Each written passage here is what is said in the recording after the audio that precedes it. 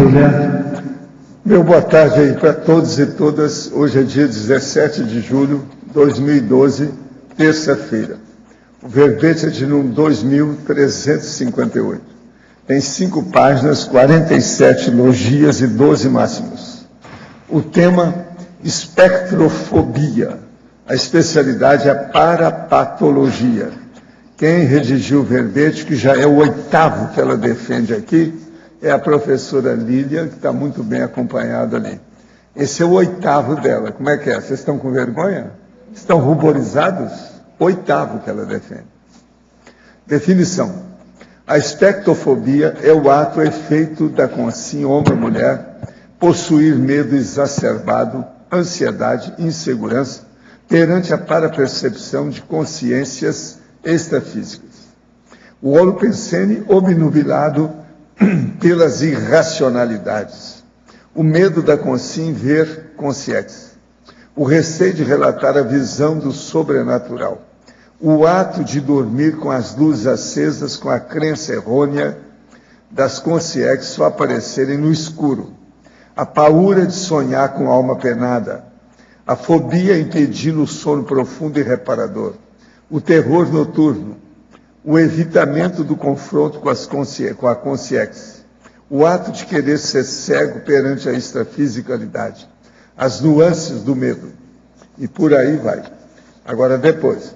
O temor diante da realidade extrafísica. A aparição súbita da pessoa dessomada, gerando pavor no indivíduo analfabeto parapsíquico. O encontro extrafísico inesperado com consciências assediadoras, reforçando a espectrofobia. A falta de autoconscientização multidimensional. Os autoassédios travando a clarividência. Agora, nós temos aí, na argumentologia, o tópico da terapeuticologia, com 4 ações otimizadoras para o autoenfrentamento da espectrofobia. Na remissiologia, nós temos aí, dos 15 verbetes, nós destacamos 5. Ansiedade omissiva, autoassédio, despertamento parapsíquico precoce, jejunice parapsíquica e parapsiquismo. Frase enfática. A frase enfática parece que está perfeita dessa vez. Né? A espectrofobia é fruto da imaturidade e autoignorantismo quanto às realidades multidimensionais, ocasionando perdas de oportunidades autoevolutivas, proexológicas e interassistenciais. Você faz predominar no autoparapsiquismo o destemor ou medo. Por qual razão? A bibliografia específica tem 4 fontes bibliográficas. Agora aqui a mega análise do tema espectrofobia, pelo João Paulo aí conosco. São 20 itens.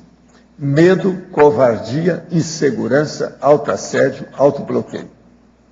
Autoenfrentamento, paracontato, tanatofobia, desdramatização, ignorantismo. Emocionalismo, parapsiquismo, imaturidade, irracionalidade, multidimensionalidade. Parapatologia, discernimentologia, subcerebrologia, parafenomenologia e autoparapercepciologia. Agora, o verbete hoje do dicionário é autodisciplinologia. O argumento é autoconsciência metrológico. Eu chamo a atenção para umas coisas bem aparentemente triviais que estão na argumentação, na taxologia. São 8 fatos relativos às minudências da vida humana, para a gente ver o processo da disciplina. Agora, professora Lília, favor ampliar os seguintes itens. Fatologia, página 1, 9ª linha. A hipervigilância da consciência fóbica quanto ao possível surgimento da alma do outro mundo, gerando os comportamentos sociais desadaptativos. Tá, então essa hipervigilância é quando a criança ou o adulto, né, que tem medo de ver a consciência, ela acaba ficando muito ansiosa a qualquer momento ou qualquer situação que isso possa ocorrer. Então, na criança, essa hipervigilância, ela é vista mais à noite, né? Quando então essa pessoa, essa consciência ainda ela é imatura, né? Então ela sempre está tentando, ela está com uma atenção exacerbada, com receio ou medo que apareça a qualquer momento essa consciência, né? Esse espírito ou alma, nesse sentido. E isso acaba provocando alguns comportamentos desadaptativos. Então, a própria ansiedade deslocada, a questão de alterações emocionais que podem comprometer aí a questão dela social, com os amigos, colegas ou outras situações, por ela ter essa ansiedade extrema e essa vigilância de estar sendo sempre vigiada, observada ou coisas nesse sentido. Fatologia, página 1, 8ª linha de baixo para cima. A aprendizagem social do medo relacionada à visagem. Aqui essa aprendizagem social do medo, a gente tem que pensar que a nossa sociedade intrafísica ela é muito imatura no que se diz respeito ao parapsiquismo. Então existem ainda muitos mitos, né, em relação a enxergar consciências, das próprias questões parafenomenológicas. Então, é uma cultura inútil, uma jejunice, digamos assim, né? E isso é ensinado, é passado adiante. Então, pais, mães que são jejunos, que não compreendem nada sobre a questão do parapsiquismo, acabam passando isso para a criança e assim vai se perpetuando, né? Então, existe sim essa falta de educação parapsíquica, que pode levar sim ao desenvolvimento da espectrofobia. A parafatologia, página 2, 2ª linha. Os autoassédios travando a clarividência e os autobloqueios energéticos encefálicos advindos dos medos, ocasionando receio parapsíquico. O próprio medo, independente aqui eu falando tanto do infante quanto do adulto, ao meu ver, ele está vinculado com a questão de assédio. Então, primeiramente do autoassédio, que pode ser originado através do próprio ignorantismo, do parapsiquismo, que isso vai gerando para ele próprios bloqueios pensênicos mentais, né, sobre essa questão do parapsiquismo, da parafenomenologia, e também assédios externos. Então, que seria o heteroassédio, né? Então, essa forma da pessoa pensar de não aceitar ou tentar fugir de uma realidade multidimensional, acaba fazendo com que ela bloqueie a sua parapercepção. Então, aquela pessoa que não quer ver além do físico. Então, ela mesma acaba se autobloqueando para ela não ter mais essas parapercepções. Porque para ela, ver além do físico ocasiona mal-estar. Então, compromete ela emocionalmente. Então, ela acaba travando e gerando esses bloqueios. A parafatologia, página 2, 4ª linha. A ignorância dos autopotenciais parapsíquicos. Então, uma pessoa que ela é fóbica, né, relacionada tanto com o parapsiquismo, enxergar consciência, ela acaba desperdiçando os seus potenciais. Então, o primeiro potencial desperdiçado é essa questão parapsíquica. Então, todos nós temos, sim, essa sensibilidade energética, essa sensibilidade parapsíquica em vários níveis. Então, tem pessoas que têm mais, outros menos e assim por diante. Aquela pessoa que não enfrenta essa realidade, essa sua qualidade, até mesmo trafora, ela tenta passar por cima ou tentar não identificar isso, ou não tentar compreender ou estudar como que ela funciona em relação às energias do parapsiquismo, ela está perdendo, né? Então, ela acaba não vendo esse potencial dela. Já faz alguns anos que somente consigo dormir bem quando meu quarto fica escuro. Se fica alguma luz acesa ou porta aberta, observo que acordo várias vezes durante a noite assustada, com a impressão que alguém está no quarto. Não recordo nunca de ter visto alguém. O que pode ser isso? Isso aí, primeiro, é a nictofobia. Isso é o medo do processo do escuro. Que está perguntando para mim e para você aqui. Tá. Agora, a segunda coisa é a seguinte. Então, você tem uma fobia de criança, que é o medo de escuro. E isso aí deve ter criado algum estigma quando você, na fase infantil, quando você era criança. Agora, veja, se nunca aconteceu nada, qual é o problema de você ter medo? Não tem razão de ser. Do chão não passa, ninguém morre, a consciência não morre. Então, qual é o problema disso? Você tem que dar um jeito em você, criar vergonha na cara e acabar com isso. Outra coisa, dormir, fechar as pálpebras, assim, ó, cerrar as pálpebras, deixar a luz acesa, faz mal para os olhos.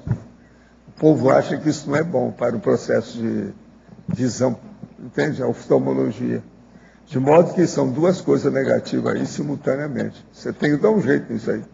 Você quer falar alguma coisa? Todo medo, a base dele é irracional. Pois né? é. Então, é importante Esse é a pessoa... medo, o terror noturno. Isso, e é muito... se a gente começar a ver, tem medos que são muito relacionados com a criança, como o Valdo comentou, porém, quando se perpetua na adultidade, é pior ainda. Então, é um sinal de infantilismo muito sério da personalidade. Então, vale a pena aquela técnica da agora já, né? Aqui, agora já, né? Tipo, enfrenta logo isso, que não tem motivos, né? Eu queria falar aqui sobre a revista Consciência. Quem pesquisa, lê. Se quiser fazer assinatura, é só preencher aqui a ficha. Agora, eu quero dizer que tem aqui, se alguém quiser ver, ó, está aqui a última edição da revista Consciência. Agora, o que se passa? É a 8ª semana da INVEX, é o volume 15, número 3. É o 10º Congresso Internacional de Inversão Existencial. E ele está prosseguindo e vai até depois de amanhã. Agora aqui, ó, tem uns artigos muito interessantes. Agora tem uns que é até bom a gente chamar a atenção. O Inventário Infecciológico Pessoal, o Balanço da Fase Preparatória da PROEX. É da professora Cristiano Ferrari. Agora, nós temos um outro aqui, que é do Marcelo Pascolin, sobre as metas do inversor aos 30 anos de idade. Aqui, ó, vale a pena a pessoa ver uma tabela que está aqui das metas do inversor aos 30 anos de idade. Vale a pena ver isso. Muito bem bolado, muito bem estudado. Outra coisa também que tem aqui, tem a carta de esclarecimento à CCCI sobre o livro Teática da Infecciologia, do Flávio Amaral. Aqui, então, está falando e especificando tudo que aconteceu aí com o processo do livro que ele lançou. De modo que eu aconselho vocês verem esse volume da revista Consciência. E agora eu entrego a professora Lilian para vocês. Valdo, eu queria comentar só uma coisa na última pergunta, né? Eu falei do medo, que todo medo é irracional. Então a gente vê que existem medos que são racionais, que são aqueles em que realmente existe algum objeto, alguma situação que gere ameaça ou sobre a própria preservação da vida. Então, para preservar, a pessoa ela tem certo medo e isso é positivo. Então, um exemplo disso se viu uma cobra, você vai ter medo. Então, você não vai mexer com a cobra, né? Então, diante disso, você vai tentar se afastar. Isso é positivo. Isso é inerente a todos nós.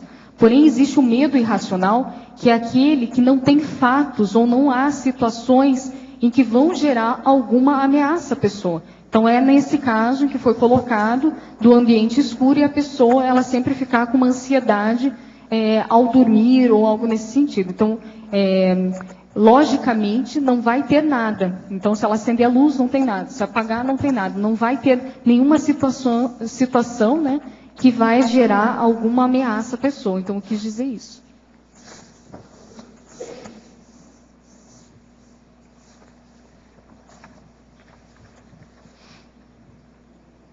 Então, vou continuar falando, então.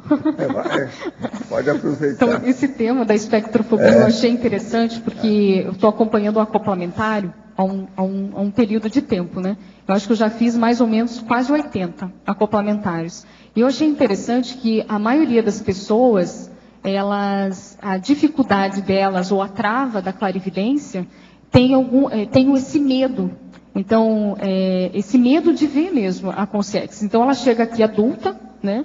E ela vai lá no acoplamentário, não consegue ver nada, aí no debate, ela começa a vincular o medo que ela tinha na infância, de ver a consciência e ver que ela mesma está bloqueando a questão dos parafenômenos dela, que no caso é a clarividência.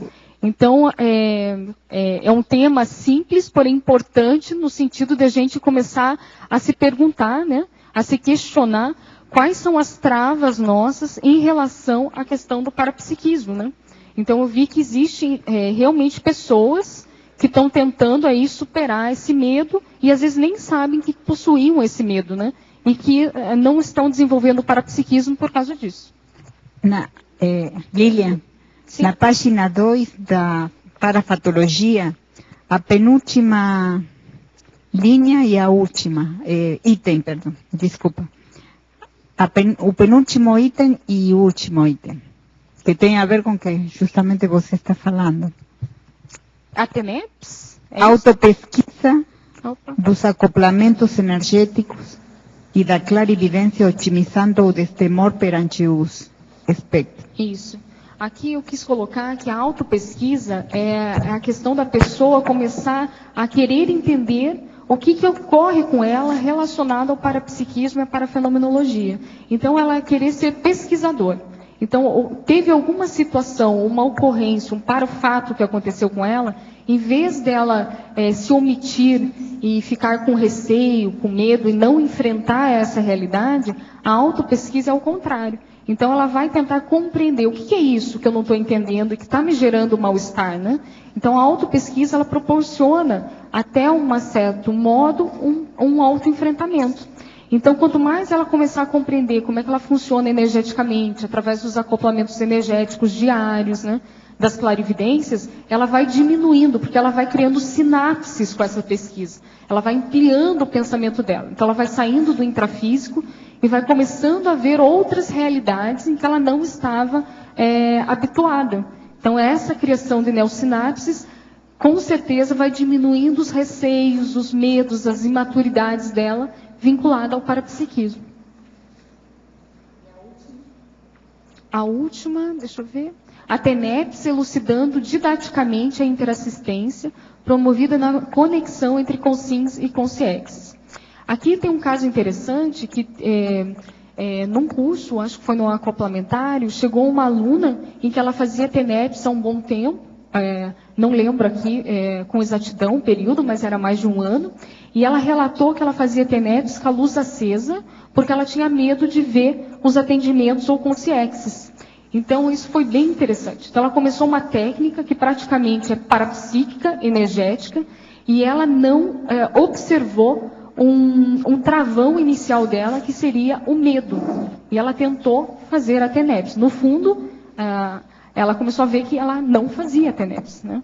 Por quê? Porque ela não queria ela tentava ao máximo não ter essa correlação, essa conexão com esses paracontatos. Então, aqui eu coloquei ao contrário, né? Então, a pessoa, para ela começar a se desenvolver no sentido evolutivo, o parapsiquismo ele é essencial. E a TENEPS, ela nos mostra isso, ela elucida esse fato.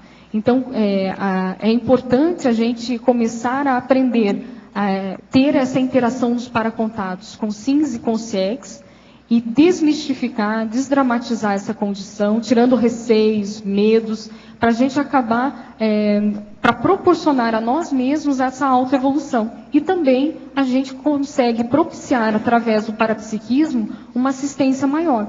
Então, isso que eu tentei enfatizar. Né? E uma coisa interessante desses paracontatos é que a gente cresce muito. Então, eu vejo assim que cada vez que você consegue perceber uma consciência, independente da qualidade energética ou o nível evolutivo dela, você aprende muito com esse contato. Então, é isso que a gente tem que tirar proveito. Quem tem medo, ele já trava esse contato. A primeira coisa que eu vejo de uma pessoa que tem medo de consciência é que ela não tem abertismo consciencial. Primeira coisa. Ela tem um nível de apriorismose muito grande. Então, ela quer apenas uma realidade dela, intrafísica, né? Ela não quer expandir esses contatos, né? Então, isso é bem interessante a gente começar a se questionar, né? O que eu ainda tenho travas ou medos relacionados ao parapsiquismo? Eu estou trazendo medos aqui que são, digamos, até um certo ponto, são exagerados, né? Assim, mas é importante ver as sutilezas dos medos. Então, já vi casos também no acoplamentário da pessoa ter medo de consciência deformada. É específico. Se ela vê oriental, se ela vê não sei o que, não tem problema, ela vê. Agora, chegou na base do hospital e ela está vendo consciências que estão necessitadas e que às vezes estão transfiguradas, não por opção delas, mas por questão assim, de patopensenidade, que aquela consciência não consegue colocar a forma, imprimir a forma dela com qualidade, a pessoa se afasta da assistência. Então, isso é muito sério. Esse afastamento que a gente dá à assistência, eu vejo que isso que tem que melhorar. Essa é a condição essencial. O que eu estou trazendo da espectrofobia não é simplesmente de ver, o medo de ver a consciência. Tem algo mais profundo nisso, né? É a pessoa não quer fazer a assistência a qualquer tipo ou qualquer condição de consciências. Eu lembro do professor Mário Oliveira, que tem dito que a pessoa muitas vezes freia inconscientemente a possibilidade de em algumas ocasiões, algum tipo de fenômeno, ela bloqueia. Isso ele tem dito nos seus cursos isso. Se esse medo não é trabalhado, que nem, vamos pegar no caso de uma criança, né?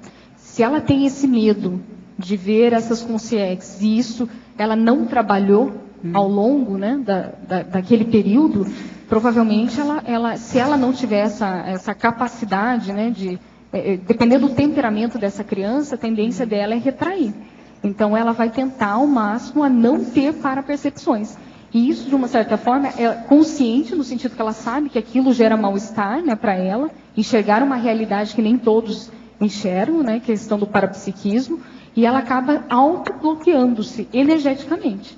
Tá? Mas isso depende muito de consciência para consciência. Né? Então, tem casos de crianças que passaram por traumas vinculados com enxergar consciências, não tinham no meio familiar alguma explicação que dessem a ela um cabedal de informações para ela, né, pesquisar ou algo nesse sentido, porém saíram disso através da própria curiosidade, perguntaram para outras, né, tiveram outros contatos, né, que encaminharam essa criança de uma melhor forma. Então, tudo assim, tem que ver caso a caso. Caso a caso. Uma última pergunta. Página 3, interaciologia, o item. Interação, visão dogmática, é essa? Isso. Mentalidade disfuncional, relacionada ao medo de consciência. Isso. Então, aqui, essa visão dogmática, o que a gente mais vê dentro dessa sociedade intrafísica é a questão do dogma, das religiões. Então, quando uma criança ou um adulto, ele começa a abrir, né, essa visão intrafísica e ele começa a adentrar na multidimensionalidade, e ele relata isso aos colegas ou familiares, normalmente o argumento que eles usam bem o argumento dogmático, né? Então, isso é pecado, ou isso não existe, você está ficando louco, ou levam para sessões de desobsessão, ou tentam ao máximo levar para outras, que nem levam para o espiritismo, né? Aí ou até mesmo vão desenvolver a mediunidade dessa criança, mas através de dogmas, né?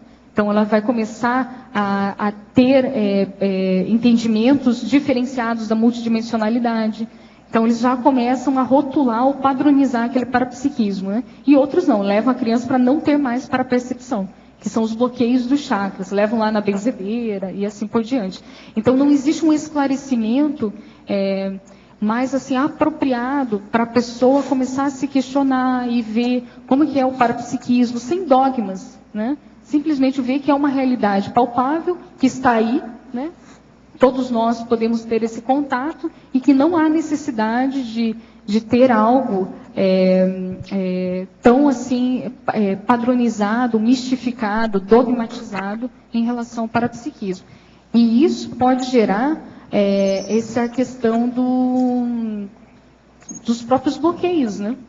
Então, dessa mentalidade disfuncional. Então, o que é mentalidade disfuncional? É que ela não está adaptada, ela não é funcional.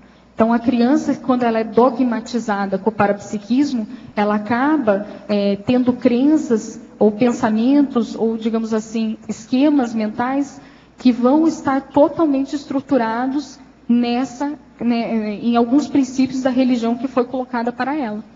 Então, ela começa a colocar nas condutas pessoais dela essa forma dogmática de viver. Então, ela é uma lavagem cerebral, né? Então, ela é uma lavagem cerebral. Tá? O contraponto disso é a conscienciologia. Então, a gente faz o máximo esforço para fazer o quê? Desenvolver tanto a criança ou o adulto que chega aqui com dificuldades no parapsiquismo. A primeira coisa que a gente faz é estimular a crítica, a autocrítica da pessoa. Ela aumentar a autopercepção dela, tanto energética, parapsíquica, né? Ela começar a reavaliar valores, né? Reavaliar a sua manifestação como um todo, o que seria essa manifestação, comportamentos, atitudes, né? Por que ela tem receio, por que ela tem medo, qual é o estado emocional dela, né? Começa a desdramatizar a situação. E aí ela começa a andar pelas próprias pernas, não existe dogma. A gente quebra isso, né? Então isso é muito interessante. Ô, Lilian, aqui no ar. É bastante pertinente esse tema, por conta que quando a gente em sala de aula, a gente de fato encontra as pessoas com grande dificuldade de estar lidando com esse parapsiquismo, ou lidar com as consciências mesmo, né? Fora tudo isso que você já falou, tudo que você já expôs de subiu a palavra, mas... Desdramatizar? Desdramatizar. Você teria alguma técnica mais eficiente para a pessoa, um exercício mais eficiente? O que eu já fiz, né? Então, eu vejo assim, a pessoa, se ela identificou que ela tem algum receio vinculado com a área do parapsiquismo, investir no desenvolvimento parapsíquico. Então, eu investi no acoplamentário, investi em cursos em que você vai ficar exposto a isso. Lembrando, parapsiquismo é 24 horas. É na tua manifestação diária. Eu estou falando de cursos para você, porque esses cursos, eles propiciam como é que eu posso dizer? Você fica dentro de um laboratório e ali é um local otimizado, em que ele expande a sua realidade. Isso é muito sério. Então, ali é tudo preparado. E você começa a enxergar lacunas que você não estava enxergando antes. Então, você começa a ver maneiras que você pensa e a maneira em que você visualiza, interpreta os fenômenos de uma forma mais realista, tá? Dentro desses cursos, esses cursos são como se fossem os bolsões. Então eles tiram basicamente os assédios assim para a gente ficar pensando melhor, né? Começando a ver como é que eu penso quando vem uma consciência, o que eu sinto, eu dramatizo mais, né? Então isso é muito importante. Outro aspecto é você trabalhar a tua intraconsciencialidade. Então aí entra o conscienciograma, a consciencioterapia, a própria autopesquisa da pessoa. Então você investigar a fundo. Isso é muito importante no medo, qualquer tipo de medo. A gente enfrentar. Então identificou que você tem algum receio, começar a perceber qual é o mal-estar que isso me ocasiona. Por quê? Por que eu fico assim?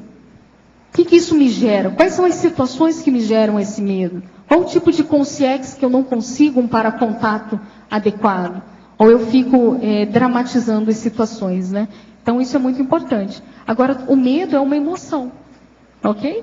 Então, se a gente começar a utilizar o discernimento e a racionalidade, a gente supera o medo. Porque, na verdade, a gente tem medo de coisas que a gente ainda não tem, uma vivência adequada. Por isso que gera o medo. Quando você começa a racionalizar isso começa a diluir. Então, por isso que é importante esses cursos, é importante o que a gente faz aqui dentro da própria Conscienciologia, né? E a gente começa a quebrar alguns preconceitos que a gente tem. Isso é o mais sério. Não, isso tá tudo correto, mas é que em sala de aula mesmo você tem muita gente com medo. Sim. É um drama mesmo. Valeu, ótimo. Obrigada. Lilian, aqui no ar, atrás de você. Sim. Eu queria, na página 2, a 6ª linha, a esnobação para com os amparadores. No momento em que você não quer enfrentar o seu medo perante as consciências, visualizar as consciências, no fundo, a gente está esnobando até mesmo a assistência, né? Então, isso é muito sério. Teve uma vez, que eu vou trazer uma vivência pessoal, que eu tinha receio do parapsiquismo. E teve uma vez que para mim foi marcante. Eu estava num local específico e eu vi consciências, eram grupos de consciências, na verdade, né? E eram, assim, visualmente necessitavam de assistência. Então, parecia um SUS. Imagine a sala do SUS, né? A fila e tal. Eu vi aquilo, eu vi aquele cenário. E a primeira reação minha foi que dê a porta de saída, né? Onde eu vou? Para onde eu vou, né? A primeira coisa que me passou foi essa, deixa eu, né? Para onde eu vou? Eu queria fugir dessa situação. E nesse mesmo instante que eu pensei isso, veio a ideia. Você não quer trabalhar assistência? Você não quer se formar aí em fisioterapia, porque eu não era, né? Formada e tal. E eu pensei, sim, claro, eu quero ajudar as pessoas. Então, por que você não ajuda essas consciências? O que faz você não auxiliar essas consciências? E aí eu quebrei, eu entendi, quebrou. Eu falei, que imaturidade, que infantilidade. Então elas estão ali, são iguais a mim, só que estão numa condição diferenciada, porém necessitam dessa assistência, né? Então eu vi da esnobação que eu tinha, por orgulho, por comodismo, preguiça, de não aceitação desse meu trafor, e estava prejudicando uma questão até prioritária, que era a questão da interassistencialidade. Então, aquele grupo, no fundo, me ajudou. Em vez de eu ajudar, eles me ajudaram, estavam precisando. Então, isso foi muito interessante. Isso, para mim, foi um impacto que aí eu comecei realmente a valorizar a questão parapsíquica de uma forma mais madura, adulta. E eu comecei a ver a importância disso dentro dessa dinâmica que a gente faz da assistência. Tá bom, obrigada. Aqui no B. Sim. Na página 3, tem a mitologia, o mito de Anubis, o deus da morte. Podia dar uma explicação sobre isso? Tá. O mito de Anubis, Anubis era um deus egípcio, né? E que é aquele com cabeça de... Não é águia, não é cachorro. Eu lembro, já lembro. Não é isso, não. Não é águia, tem um nome disso. Depois eu lembro, gente. Mas, enfim, ele tem a cabeça de um animal, como todos, né, os deuses egípcios, mas ele era referenciado pelos egípcios no sentido de a vida além da morte. Então, por isso que eu coloquei aqui.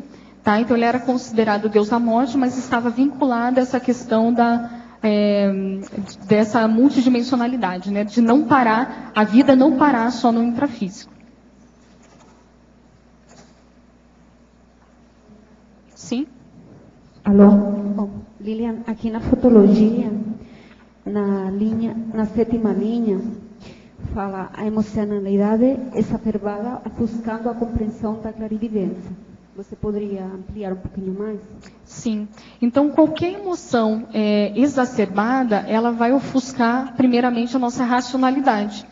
E provavelmente, né, geralmente, vai também ofuscar a questão da nossa interpretação com o fenômeno. Então, a gente acaba perdendo aquela realidade ou aquele parafato, que é, no caso aqui, a clarividência. Então, eu relacionei isso com o verbete no sentido disso. A fobia é um medo, né? E como a gente está falando da espectrofobia, desse medo exacerbado, então pensa, a emoção ela já está, digamos, dominando aquela consciência. Então, tudo que vem a ela, pelo fato do medo, ela vai interpretar de uma forma errônea. Então, isso que a gente tem que tomar cuidado nesses níveis emocionais, né? Para quem não tem espectrofobia, vale a pena a gente começar a pesquisar a nossa questão emocional. Então, quanto mais tranquilos e maduros estivermos com as nossas emoções, mais a gente vai conseguir acessar a questão lógica do discernimento, né? E isso favorece a compreensão maior dessa realidade multidimensional. Tá? Um fato que a gente observa muito dentro das dinâmicas, dos cursos, né, que vinculam com o parapsiquismo, é quando a pessoa ela demonstra, através dos comportamentos dela, né, que são observáveis, né, muita ansiedade, muita expectativa, o relato dela ela fica irracional, ilógico. Isso eu já observei dentro do acoplamentário. E às vezes a gente busca essa pessoa para compreender melhor o relato, porque a gente faz pesquisa lá dentro, né? E isso é muito sério. A própria pessoa relata, eu estou emocionada, mas eu vi, às vezes ela confunde o que ela viu, né? Então, às vezes ela começou a ter a parapercepção de uma transfiguração de uma consciência, mas ela ficou tão emocionada com aquilo que ela viu tudo deformado. Então ela já começou, é medo, é raiva, está tudo contra, é negativo. E às vezes não, ela só vivenciou o início do princípio, do começo de uma clarividência, mas a emoção dela já tumultuou toda a percepção. Então isso é muito importante. Então se a gente quer desenvolver o parapsiquismo, eu vejo, tem que ter estabilidade emocional, então é necessário mexer com aspectos intraconscienciais, sérios, né? Para a gente amadurecer mais, para tentar compreender melhor esses parafatos.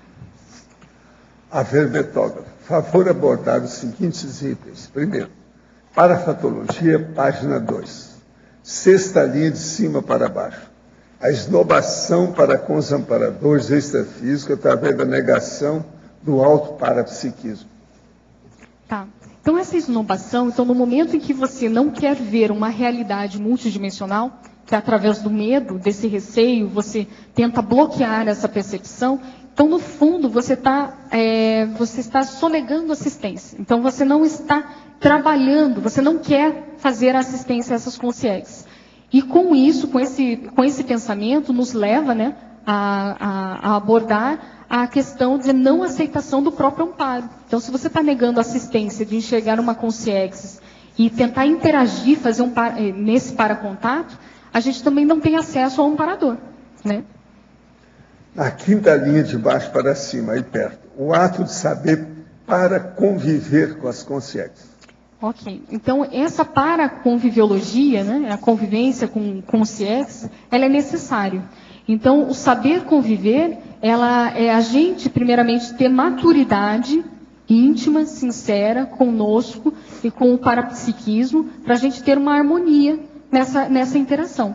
Então, o medo trava tudo, né? Então, o medo faz a pessoa ela ficar mais isolada, energeticamente. Então, energeticamente, ela já vai se encapsular, ela não vai ter esse contato. Então, fica mais difícil esse acesso a essa consciência fóbica, né? Então, é isso que eu estou tentando enfatizar. Penúltima linha aí. A TENEPS elucidando didaticamente a interassistência promovida na conexão entre consciência e consciência. Então, a TENEPS, ela elucida, né, evidencia a imaturidade da consciência fóbica. Então, ela está perdendo oportunidades evolutivas, assistenciais, pelo simples fato dela ser teimosa, né? De não tentar ver além do que ela está vendo, né? Dela tentar superar esses receios e conseguir colocar em prática suas potencialidades parapsíquicas. Por que disso? A TENEPS, ela é extremamente assistencial e ela realiza um crescimento tanto do tenepsista quanto daqueles assistidos que estão lá. Então, essa conexão com Sim e com Ciex, quando está harmonizada, ela favorece a todos. Então, isso quebra de vez a questão da espectrofobia, dessa imaturidade. Professor, há algumas semanas o senhor mencionou o Ultra Preventive Third e disse que o comprava via internet. Tentei adquiri-lo pela Amazon e obtive uma resposta de que sua importação estava vedada, amparada por determinada lei. Poderia me indicar como faz para comprá-lo? Tem bastante interesse, pois sou uma adulta madura, com cardiopatias leves, hipertensa, tive AVC isquêmico em 2004. Como sequela, tenho lapsos de memórias que compenso com o uso do Tanacan 80. Acredito que o Ultra Prevent irá me ajudar sobremaneira. Olha, atualmente quem comprou para mim é uma amiga que tem que viajar, porque ela faz serviço internacional e ela traz dos Estados Unidos. Agora, um lugar que é fácil é Miami. Quem vai a Miami, compra lá. Tem um jeito de comprar. Se me der o e-mail dela, eu mando a resposta. Não, você tem que pegar o e-mail lá. Eu vou dar o nome. Nós vamos dar o nome, eles vão te pegar o e-mail e ela então te dá a resposta. Tem um jeito. Agora aqui, professor, no livro psicografado por Vera Marchesini, A Casa do Escritor, há uma comunidade extrafísica que tem como especialidade a escrita. Essa comunex teria alguma relação com a comunidade conscienciológica, a escrita dos verbetes e cursos livres e com pandeiro e interlúdio? Essa pergunta surgiu antes de eu saber do curso Pandeirologia de ontem. Considere isso uma sincronicidade. É adequado analisar tal fato dessa forma? Quais seriam as indicações para eu ter ideia de que participei do pandeiro? Como promover retrocognições a respeito do último período permissivo? Olha, o processo você tem que trabalhar com os problemas aí do parapsiquismo.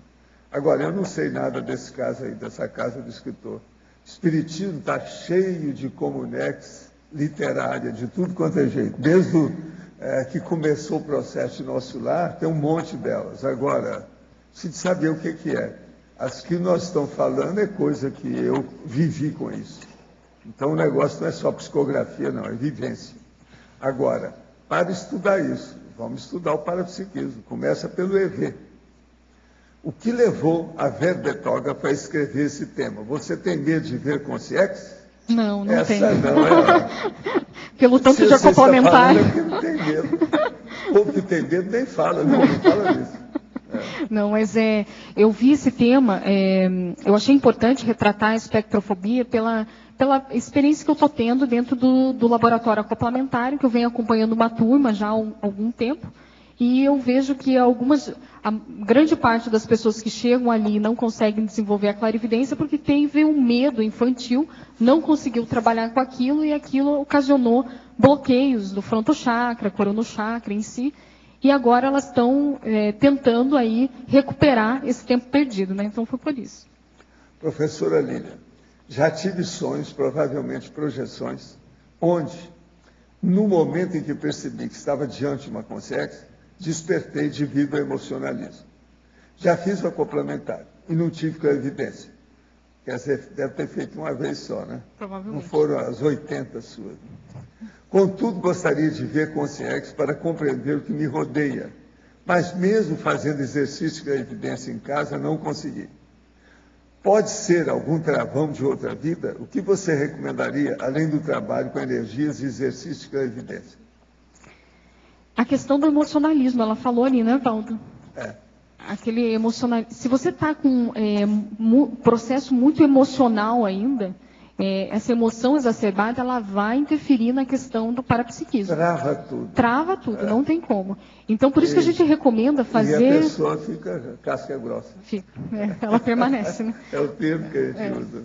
Então, por isso que a gente recomenda que você, pelo menos é o que eu fiz comigo, né? Não é fazer uma vez, uma tentativa de clarividência, uma tentativa. Então, eu tenho que insistir nisso. E outra coisa é a questão da sua estabilidade emocional. Então, começa a ler mais sobre o assunto, desdramatizar essa situação, né? Ver, pesquisar mais os assuntos de parapsiquismo, se habituar mais com isso, para formar aí sinapses, diminuir teu emocional, e nas práticas, com o tempo, com a persistência, isso vai diminuindo. Agora, eu gostei dessa piada, desse falar que você escreveu, artigo que está com medo. Essa é terrível. É justamente o contrário. Tem que falar isso aí, que uma pessoa, quando tem medo, ela evita o assunto. O medo faz isso, né? Está enfrentando o assunto com todos os detalhes, mostra que não tem medo nenhum. Falta de... Lilian? Sim. Sim? Na quinta linha de baixo para cima, a postura pessoal de vítima permitindo o acompanhamento com assediadores. Poderia falar um pouquinho desse mecanismo, como que funciona e como que a vítima ela pode superar isso? Essa postura de vítima, essa pessoa, essa consim, que ela possui essa espectrofobia, eu vejo que ela tem essa condição vitimizada. Então, o que seria isso? Então, a falta de autoenfrentamento dessa pessoa com a realidade extrafísica já denota isso. Tá? Então, ela sempre tem um argumento, o relato dela com a vivência do parapsiquismo dela é sempre muito emocional. Então, você vai ver que ela carrega na tinta isso. Isso eu acho bem interessante, essa questão. E o que ocasiona isso? Essa própria dramatização da pessoa, se ela não levar para a racionalidade e enfrentar isso, esse ciclo vai ficando vicioso, da vitimização, né? E isso vai cada vez mais potencializando os assédios dela. Que isso, ela não quer ver o que está ao redor dela, ou até mesmo fazer assistência com o parapsiquismo, que ela tem, porque ela consegue ver, mas ela tem medo, e isso vai gerando alguns pertúrbios para ela. Então, ela sempre está com mal-estar, provavelmente ela deve ter labilidade parapsíquica, emocional, né, porque ela assimila, mas também não quer se enfrentar com essa realidade. Então, isso vai potencializando os assédios. Autoassédios, né, que ela tem por esse processo dela, e depois conturba com o heteroassédio. Então, como é que a gente faz para superar isso? Eu vejo assim, primeira coisa, enfrentar. Enfrentar como? Tem que ver o jeito de cada pessoa, técnicas individuais. Aí não tem, tipo, receita de bolo. Mas o fato é cair a ficha da pessoa que ela tem, se ela é intermissivista, se ela está aí atenta para que ela quer se tornar uma pessoa assistencial, ela tem que colocar a mão na massa. Então, é largar a mão do egão, que no fundo essa vitimização é um egão. Então, na verdade, ela quer ser assistida sempre, né? Ela não quer colocar o passo para frente e virar assistente. É um receio muito grande de virar assistente, nesse caso. Então, ela tem todo o potencial para ser, mas ela fica se segurando. Então, é abrir mão. Então, colocar o peito à mostra e vamos lá, vamos em frente. Do chão não passa. Nem mesmo com as questões parapsíquicas, do chão não passa. Então, a gente erra na primeira, acerta na segunda e assim vai indo. Então, é interessante você dar uma olhada na questão aqui que eu coloquei da terapêutica. Tá? Então, na terapeuticologia, eu coloquei assim, a busca de informações técnicas. Então, por que disso? Muitas pessoas são ignorantes quanto ao parapsiquismo. Ela tem aquele parapsiquismo mais rústico, primitivo, instintivo, tá?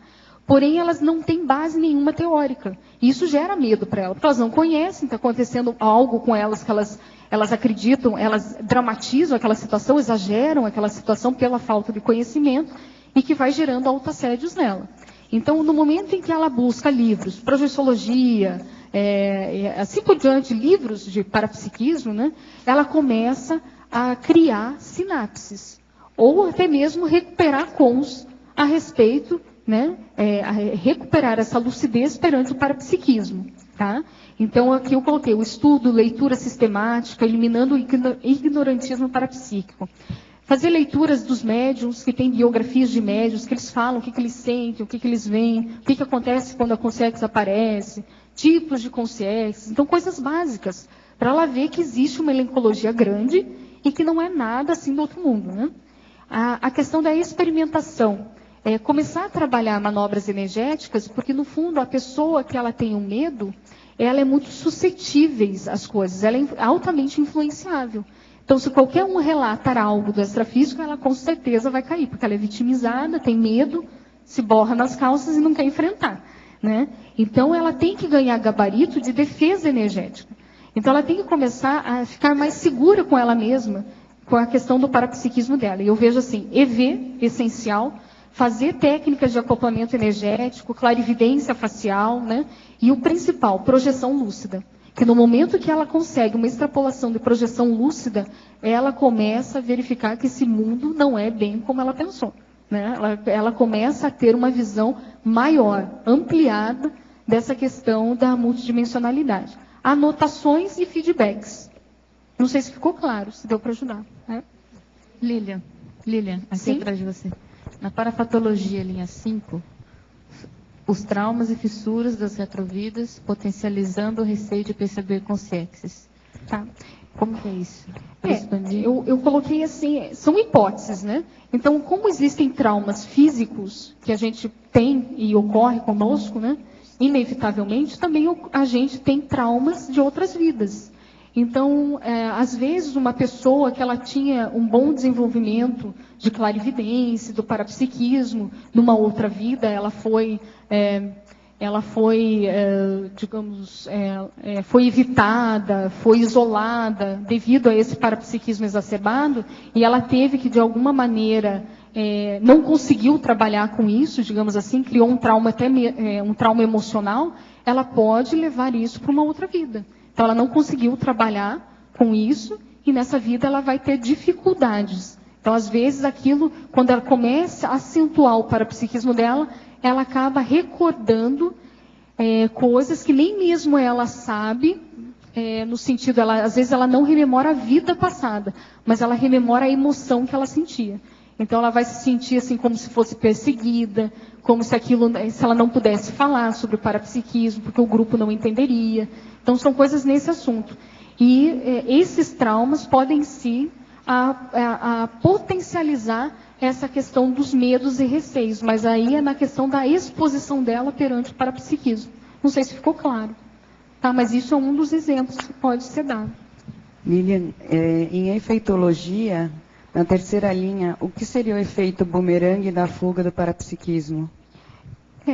Então, se a gente pensar assim, que todos nós temos parapsiquismo. A fuga desse parapsiquismo para uma pessoa que ela é intermissivista, que ela se coloca nessa condição de intermissivista, é muito séria. Então, tudo vai dar na cabeça dela. Então, ela pode até conseguir fugir 1 ano, 2 anos, né? Mas tudo vai rodear ela para uma assistência maior. Então, esse efeito bumerangue é nesse sentido. Então, é a questão da pessoa não querer virar assistente e ter todas as condições necessárias para começar isso. Então, pelo fato da pessoa ficar omissa e não se enfrentar nesse sentido de assistência multidimensional, pode sim dar na cabeça dela. Por que dar na cabeça dela? O que poderia dar, né? Vamos falar assim. A própria questão emocional dela. Então, se ela não trabalha com os medos agora, esse autoenfrentamento, provavelmente ela vai criar situações onde vai gerar cada vez mais mal-estar, vai gerar mais ansiedade, pode gerar aí doenças até mesmo psicossomáticas, né? Porque ela acaba gerando esse mal-estar, né, emocional e colocando, transferindo isso no corpo dela. Pode também gerar alguns transtornos psiquiátricos, pode gerar. Então, e aí por diante. Então, tudo acaba dando na cabeça dela. Então, isso é muito importante a gente colocar, né? Porque hoje nós temos ferramentas necessárias que qualquer um de nós podemos utilizar para diminuir e até mesmo eliminar esses medos irracionais, que é o caso da espectrofobia. Lilian, em cima do Pedro, queria que você comentasse duas coisas, na interaciologia, explicasse mais essa interação, e na antagonismologia, sobre o antagonismo parapsiquismo intelectual e parapsiquismo cerebelar. Tá. Essa interação visão dogmática, mentalidade disfuncional, é no sentido que muitas pessoas, pegando aqui a sociedade intrafísica, tá? Então, muitas dessas pessoas, dessas consciências, elas sofreram lavagem cerebral através de algum tipo de religião ou seita, ou de misticismo em geral. E essa forma de lavagem cerebral da própria religião, ela muda a própria mentalidade daquela personalidade, ficando disfuncional. Ela acaba reagindo, ou ela se comporta com o parapsiquismo de acordo com o que ela recebeu de princípios e valores da religião. Então, tem religião que nega totalmente o parapsiquismo, que isso é demoníaco. Ela vai atuar assim. Cada vez que ela tiver alguma parapercepção, ela mesma cria comportamentos punitivos para ela mesma, repreensores, para que ela não tenha mais aquela atitude. Por que disso? Porque ela quer ser aceita naquele grupo que ela valoriza. Isso é questão de afeto, né? Então, todos nós temos isso. Então, ela quer ser valorizada, reconhecida. Então, a pessoa acaba se trancando. Esse trancamento, até mesmo emocional, cognitivo, vai levar a bloqueios energéticos, tá? E bloqueios aí da questão do parapsiquismo. Não sei se ficou claro. E a segunda que você falou é parapsiquismo intelectual e parapsiquismo cerebelar, né? Isso. O parapsiquismo intelectual é aquele em que a pessoa, a personalidade, o indivíduo, ela utiliza suas capacidades energéticas e parapsíquicas de uma forma mais racional, com discernimento. O que seria isso? Então, ela investe na autopesquisa, ela investe na discriminação da sua conduta, do seu comportamento parapsíquico, ela faz a autoinvestigação dela mesma. E com isso, ela acaba agregando nas suas manifestações outros valores, que seriam a sinalética energética parapsíquica identificada, ela consegue fazer acoplamentos lúcidos, né? Ela já tem um gabarito com estado vibracional e assim por diante. Já a questão do parapsiquismo cerebelar é aquela pessoa, personalidade, que ela é sensitiva, possui parapsiquismo, mas ela está usando ainda de maneira inapropriada, naquele momento. Então, ela ainda está muito vinculada com o emocional. Então, ela não identificou ainda a sinalética, né? Ela ainda possui níveis ou graus de labilidade parapsíquica. Ela está muito mais instintual. Tá? Então, ela ainda não tem uma valorização ou um nível de assistência com esse parapsiquismo. Um nível assim, digamos assim, mais elevado, até mesmo cosmoético. Ok. Ficou claro? Ok, ficou claro. Obrigado. Agora, tem uma pergunta do professor Valdo, no DAC, que ele fala aqui na complementação, sobre a pessoa usar esse golpe intelectual de dormir mais cedo, acordar também mais cedo, às 3 horas da madrugada, para trabalhar à noite e aproveitar o holopensene da madrugada ali. Como é que se dá esse processo de adaptação entre a carga horária de sono? O que você pode trazer de dicas para quem quer utilizar esse método? A hora que começar é para o resto da vida. Então, a pessoa vai demorar no mínimo uns 2 anos para chegar nisso. Por quê? Ela vai ter que diminuir, às vezes, a carga horária de sono. Uma pessoa que faz isso já não dorme mais 8 horas por dia. Entendeu? Ela vai dormir no máximo 6 horas. Agora, quanto mais jovem a pessoa, maior é o problema. Então, por exemplo, o jovem, como é o seu caso, você tem que perguntar: quantas horas eu preciso de dormir por dia? Então você vai olhar e fala assim: eu preciso dormir 8 horas. Então eu vou passar 1 ano tentando dormir 7. No outro ano você procura dormir 6. Aí você estabelece seus horários durante a noite. Então vai dormir mais cedo com as galinhas e depois acordar com o canto do galo. É esse que é. Entende? É um processo de galinheiro. Agora, galinheiro mental somático. Você está entendendo? Agora, por quê? Porque esse período, o antilucano, que chama esse da madrugada, é o melhor que tem, porque tudo, a vida, durante a noite, ela se acomoda. O sono toma conta de todos os agitados da vida, agitados e agitadores. Então, você fica num ambiente mais adequado para colocar suas energias e mexer com o mental soma. Então, as suas ideias, o processo todo. Por exemplo, eu vou te contar, por exemplo, como é que tem sido, geralmente, a minha média de vida. Eu vou dormir às 8, 8h30 da noite. Acordo mais ou menos 1h30 da noite. Entende? Trabalho, por exemplo, até lá pelas 5 horas, 6 horas. Aí eu durmo depois mais 40 minutos, 30 minutos. E acordo para o trabalho, venho para cá. Aqui hoje de manhã, isso aqui, ó, eu vou inteirar agora 4 horas só de manifestação com o público. Mas eu vim antes, quase sempre eu venho meia hora, 1 hora antes para preparar o material que eu vou falar. Entende? Então eu gasto nisso com o povo aqui umas 6 horas. Agora, quando acaba a tertúlia, a segunda tertúlia grande, eu vou para casa, quase sempre eu durmo uns 40 minutos, que é a siesta. Quando eu posso, porque às vezes tem lá o vizinho que está batendo uma bateção danada, faz barulho demais, às vezes não dá. Tem essas coisas todas. Se a turma está trabalhando em alguma construção aí dentro, ou se não é aquele negócio, para limpar, você está entendendo? A grama, 1 milhão de coisas, também não dá para dormir à tarde. Então a gente vai compensando isso aí. Agora, com isso, eu tenho 4 fases no dia. Entende? Com sono polifásico. Manhã, tarde e noite. Entende? Cada uma eu distribuo o meu trabalho. Agora, meu serviço rende. Entende? Eu não brinco, não. O negócio rende do jeito que eu faço. Agora, de noite, é o que a gente trabalha mais. Outra coisa. Mais sério, com o passar do tempo, é você usar aquilo que eu chamo de pós-fácios dos originais. Você já ouviu falar nisso? Pós-fácio dos originais. Como que seria isso? Pós-fácio é aquilo que vem depois. Então, por exemplo, você trabalhou muito durante a noite, no período antilucano aí. Então, lá pelas 4 horas da manhã, você está aceso e fala assim: agora está na hora de eu parar para poder não forçar o corpo, eu preciso de dormir um pouco. Mas na hora que você vai dormir, você está aceso. Então, o que você faz? Você começa a escrever. Você tem as ideias mais avançadas, você já trabalhou muitas horas.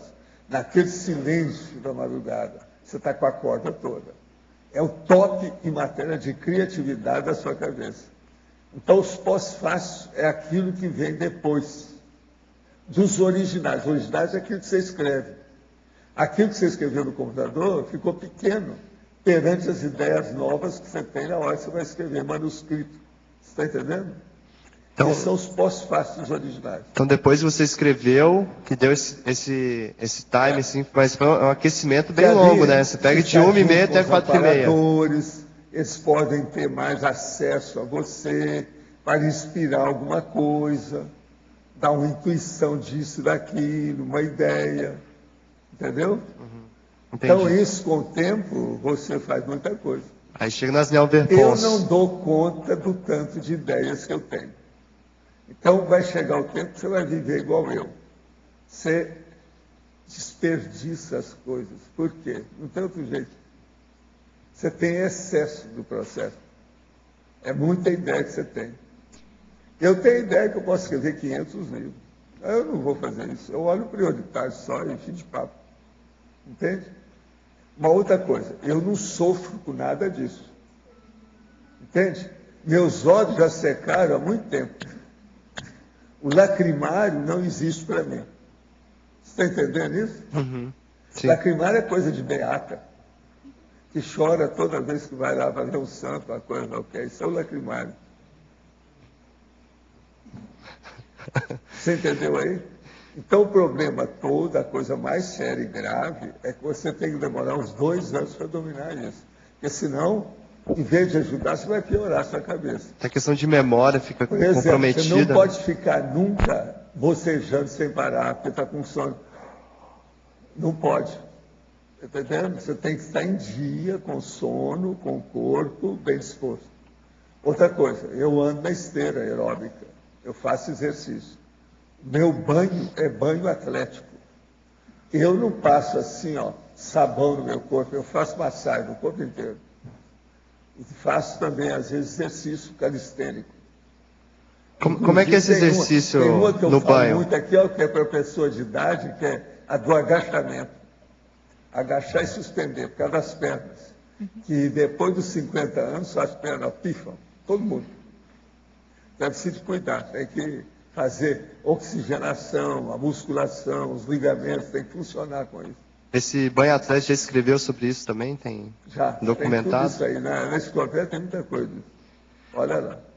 Agora, outra coisa, já que você tocou nessa questão de estudo, você fica várias horas seguidas, né? Já comentou várias vezes que é bom a pessoa ficar muitas horas. Eu vou é 7 horas, intelectualmente, sem parar. Agora, de vez em quando, você tem que lavar, levantar, dar uma desculpa qualquer de fazer xixi, tomar uma aguinha. Isso faz parte para variar, para você não ficar sempre na mesma posição. Que a maioria dos livros de técnicos de Uma outra estudo... coisa, tem que usar tudo o processo correto, de sentar no computador, olhar como é que você faz, a iluminação daquilo que tem. Por exemplo, ó, você está vendo isso aqui, ó, esse porta-livro? Eu tenho isso de todo lado no meu escritório. Tem listagens, enumerações de tudo que eu preciso. Eu entro dentro de um Boeing. O painel é enorme. É o Boeing do Mental Soma que eu chamo. Eu digo, daqui a pouco eu entro. Decola. Mas aí, Valdo, coisa de minutos. Uma dúvida que eu tenho é a seguinte: a maioria desses livros de técnica de estudo, eles colocam você dividir as horas de estudo em assuntos diferentes e colocar 50 minutos de um tema e descansa 10. Você vai examinar o que é que você quer estudar. Você vai olhar qual é o escopo, a meta, o seu objetivo. E outra coisa, fazer a confluência de tudo para aquilo. Eu sempre conto a história aí, que uma vez eu queria estudar um processo que eu não sabia, que era o problema da investimento, processo econômico financeiro em moedas de ouro. E eu não sabia o que era isso. Então, eu ganhei umas moedas de ouro e queria saber o valor daquilo, que investimento que valeria a pena. Então, eu resolvi escrever um livro para mim sobre investimento em moedas de ouro. Então, eu não sabia nada disso, está na estaca zero. Mas eu conheci alguma coisa de numismática, que é o estudo de moeda, coleção de moedas, essa coisa toda. Mas aí, então, arranjei uma opção de catálogo, uma opção de coisa, comecei a ver. Aí vem uma conselheira que fala para mim assim: veja a moeda de ouro por todo lado. Então, eu chegava, olhava para uma mulher assim e via, ela tem 2 moedas de ouro, uma em cada olho. Passava um carro e eu olhava e falava assim: tem 2 moedas grandes, 2 rodas enormes na a roda. Está entendendo? E aí eu comecei a ver as moedas de ouro. Então eu comecei a andar um dia no mato, aí veio a ideia: não, vamos olhar no chão se tem moeda de ouro. Por incrível que pareça, achei a moeda de ouro. Tinha estado no chão.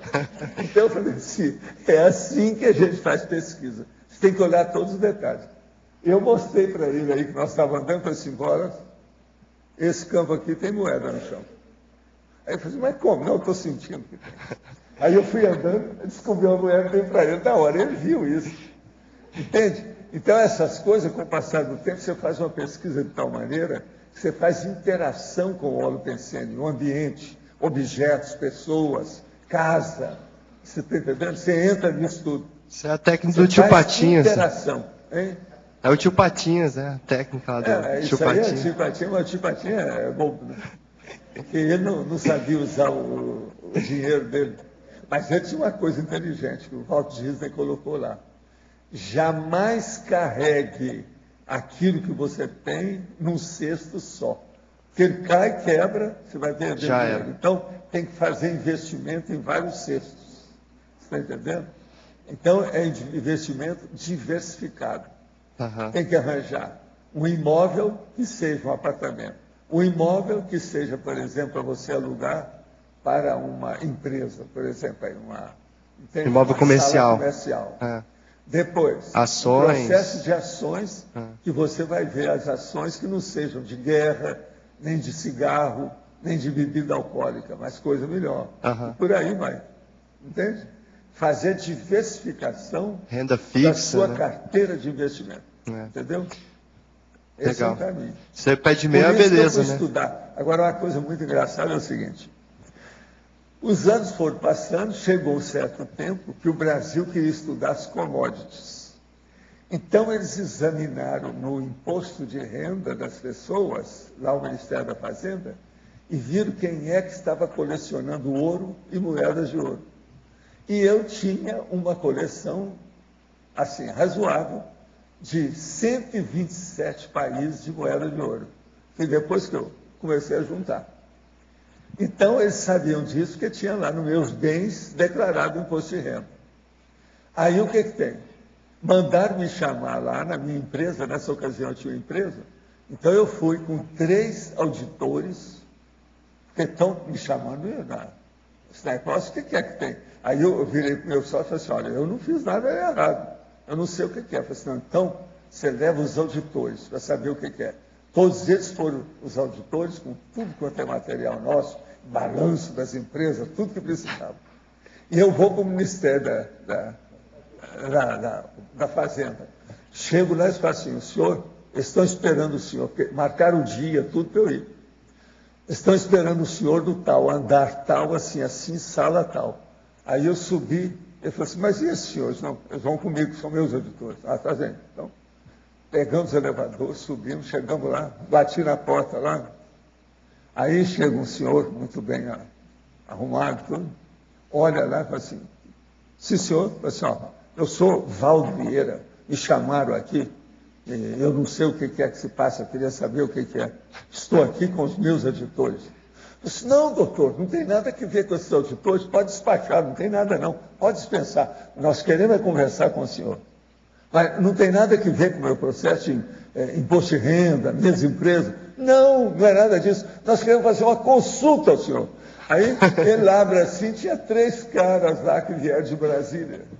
E queria conversar comigo sobre moeda de ouro, investimento, e o processo das commodities, que eles iam trazer para o Brasil as commodities. Foi aí que começou a aparecer commodities no Brasil, essa coisa toda, entende? E eu dispensei os 3 auditores e chego lá e falo com o meu sócio, olha que vergonha, não explicaram nada o que era. Quiseram fazer esse negócio todo. Eu não tive susto nenhum com o negócio, fui lá para ver. Agora, conversei horas e chamaram o povo tudo para, sabe, digitar o negócio, tudo que eu estava falando, as coisas todas, e levaram o negócio para Brasília. Agora, isso tudo foi no Ministério da Fazenda. Tudo eles viram que estava no meu processo. Agora, eu depois vendi a minha coleção de moeda de ouro e comprei apartamentos. Você está entendendo com ela? Bonitinho. Agora, eu tinha, por exemplo, 627 moedas de ouro na ocasião. Algumas grandes e pequenas, tudo quanto é jeito. Tudo isso eu fui comprando, um pouco que aparecia, etc. Depois de algum tempo, eu arranjei aquilo tudo. Agora, era um monte de países que eu tinha. Você está entendendo? Agora, eu lembro que dessas 600 e tantos, que eu tinha mais era da França. Eu tinha, parece que 101 moedas de ouro da França. Das antigas, tudo. E às vezes tinha a coleção inteira. Por exemplo, a libra esterlina, a pound, ela dá com 1 ano. Então você vai fazendo. Agora, o que é engraçado é que com o tempo aquilo cria uma valorização enorme. Porque você começa a catalogar, tem as moedas raríssimas, que existem poucas. Tem moeda não, essa aí só tem 20, essa aí só tem 10. Isso aí é um preço absurdo. Você está entendendo? Raridade. Agora, o caso todo é que você tem que colocar no imposto de renda, a hora que isso aí tem que colocar num banco, uma caixa de segurança do banco, lá no subterrâneo do banco, para ficar, porque você não pode ter isso em casa. Agora, hoje eu não tenho mais moeda nenhuma, eu vendi tudo que eu tinha, entendeu? Porque a hora que começaram a assaltar até as caixas de segurança do banco, eu falei, não, agora não tem confiança. Aí investiu nos imóveis. Agora, tinha um monte de gente que queria comprar essa minha coleção. Eu vendi para aquele que pagou mais, entende? Pela situação. Tudo gente que conhece. Gente que vem do exterior. Aqui mesmo, uma vez eu estava aqui, ainda não morava aqui não, estava aqui de passagem. Chegou um cara dos Estados Unidos, queria falar comigo, falou assim, ó, eu vou ficar aqui até o dia tal. Ele veio, eu encontrei com ele aqui. E ele queria ver uns processos de selo comigo, selos raros, que ele sabia que eu conhecia. Ele fez a viagem dos Estados Unidos, a fora, só conversar comigo sobre esse assunto. Então, o problema de investimento, tudo, se você tem previsão, com o passar do tempo, você sabe tudo o que é que vai dar valor, vai aumentar o valor, vale a pena investir. Tudo que a gente guardar, que tem um determinado valor, você vai fazer investimento. Agora, precisa de ter, a coisa mais difícil tem é espaço com segurança. Tem que saber guardar isso. Hoje eu já não tenho mais nada dessas coisas. São os imóveis que sustentam o meu pé de meia. Entende? Com isso, é melhor. Agora, Ovaldo, voltando nesse assunto do estudo, eu queria entender melhor como é que o senhor trabalha assim, nesse sentido, porque muita gente fala de você estudar um tempo e fazer essas pausas, 50 minutos, pausa 10, e você já consegue manter um ritmo constante, às vezes 3, 4 horas do mesmo assunto. Você não precisa fazer muita pausa, não. Pelo contrário, você fica motivado e com gasolina azul, é a garra. Você fica cada vez mais espuletado. Ele chama espuletado. Antigamente, há 50 anos, chamava espuletado. É o cara que está com a espuleta para dar o tiro. Então, é mais do que o gatilho. É a hora que... Você está entendendo?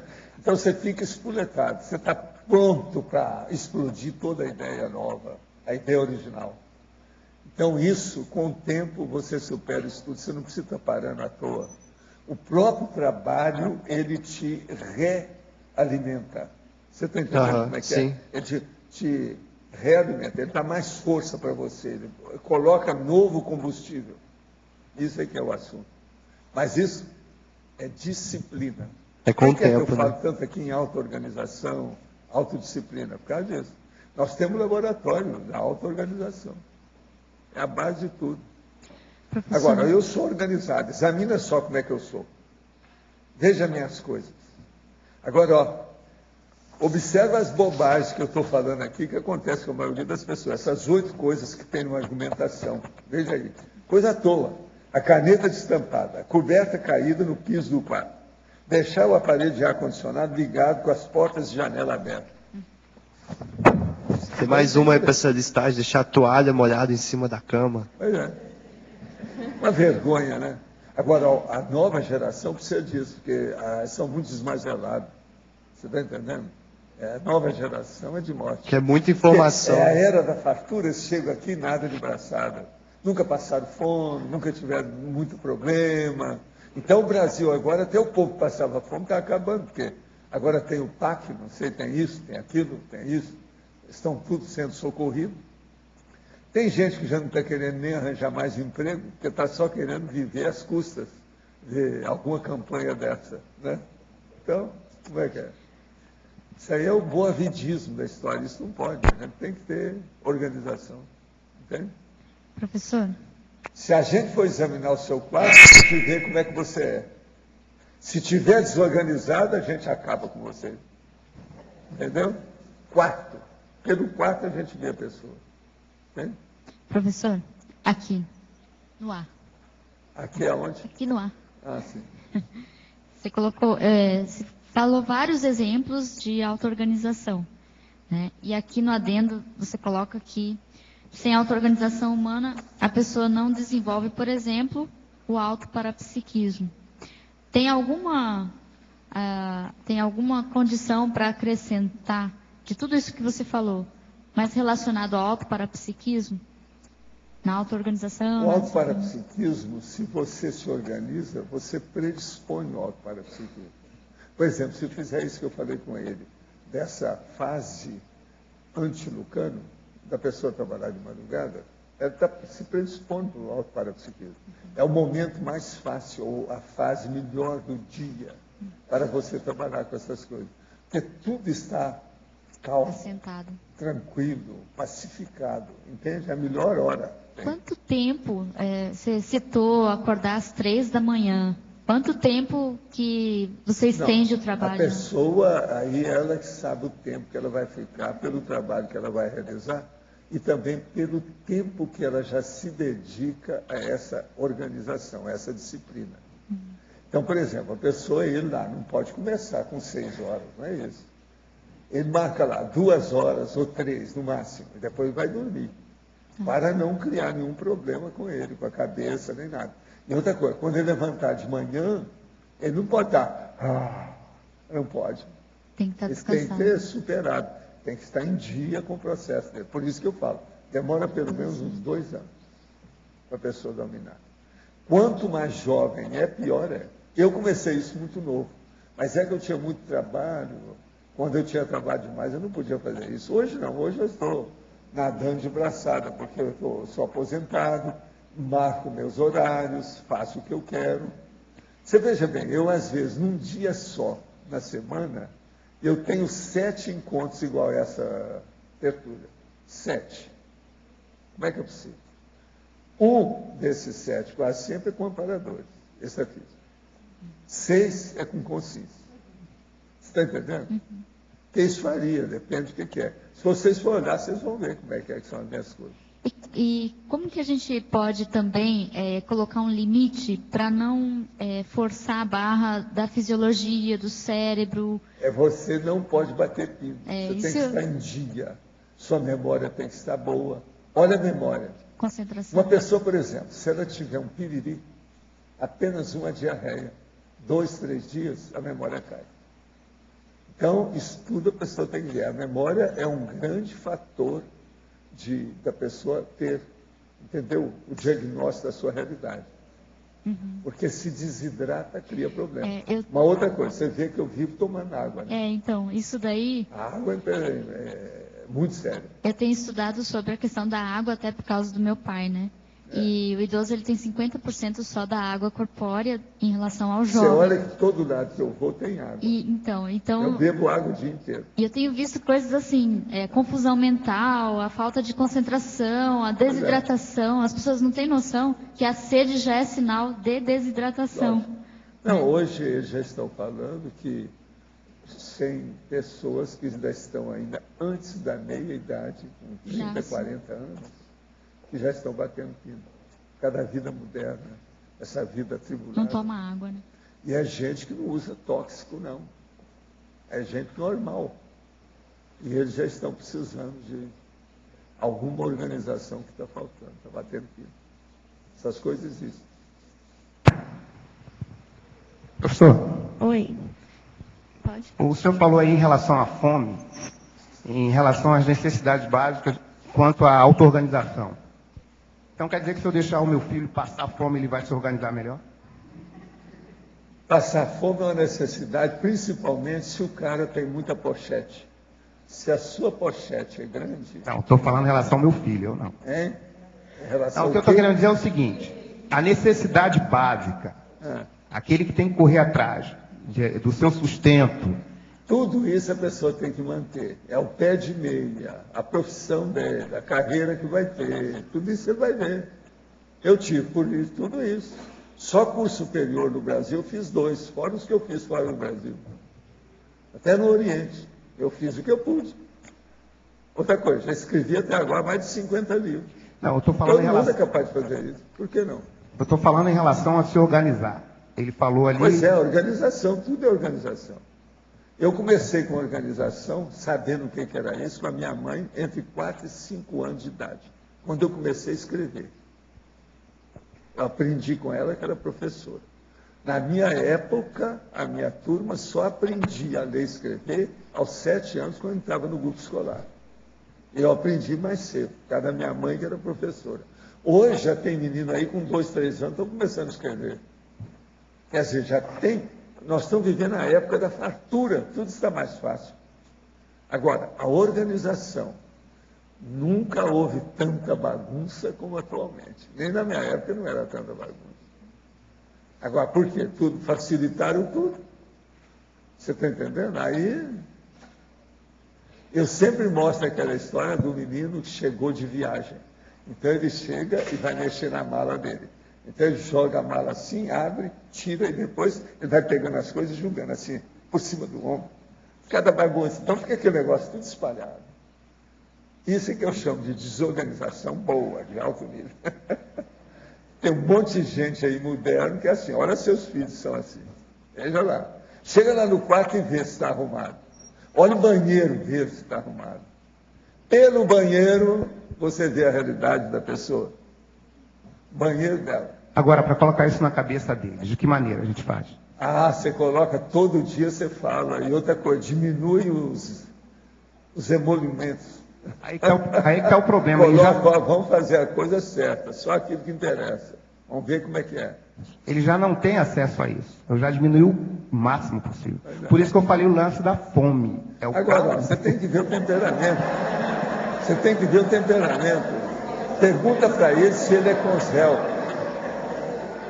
Aqui, ó. Pergunta para ele se ele é consréu. Eu creio que não. Não. Você crê, eu estou falando é ele.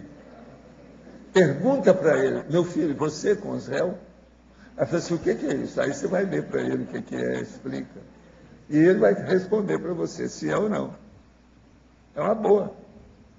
Tem que colocar cada um no seu lugar, mostrar a realidade. Isso chama impacto terapia. Agora, esse negócio de crer, eu não creio em nada, eu não acredito em nada, eu faço experiência. Esquece isso, isso aí não leva a nada. Professor, sim. Desculpa. Ontem você falou que no pandeiro tinham reuniões que iam, às vezes, até 3 serenões ao mesmo tempo. Qual a relação disso com a entrevista com o serenão no curso intermissivo? Às vezes, durante essas reuniões, era aproveitado, vamos dizer, aproveitado o momento? No curso intermissivo, quase sempre você vai ter entrevista com evoluciólogo. Porque você mesmo vai ter interesse nisso, para saber qual é o seu melhor destino, o que você deve fazer, quais são os próximos, depois do curso intermissivo, os próximos passos que você vai dar. Isso é importantíssimo. Entende? No intermissivo, então, não acontece, no curso intermissivo, não acontece entrevista com serenões? Não, com serenão pode ter, não põe a mão na cumbuca.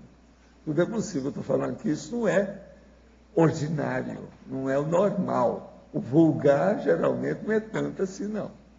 Entende? Agora, com evoluciólogo, sim, isso aí é uma coisa mais comum. Todo mundo aqui vai... Então, agora, quando chegar na intervenção, vai ser inevitável. Vocês vão ver, cadê as contas? Vão ver? Isso vai ser inevitável, entende?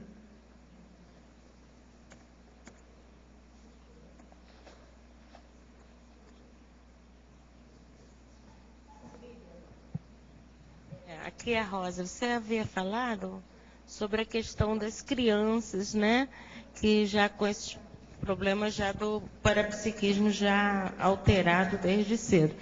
E eu observei muito isso como professora e também com os meus filhos. E achei interessante, eu acho até que você já havia falado sobre isso, um livro, né, que pudesse mostrar, desdramatizar essa questão do parapsiquismo também para as crianças, que muitos pais não são informados, e professores também, por isso que eles também não sabem resolver. Acabam entrando também naquele clima que a criança produz, não é isso? Isso. O que você acha de um livro? Começou a ter tudo, eu conversei com o professor Valdo, né, que a minha meta agora é escrever um livro infantil. Então, com esse objetivo de desmistificar o parapsiquismo, né?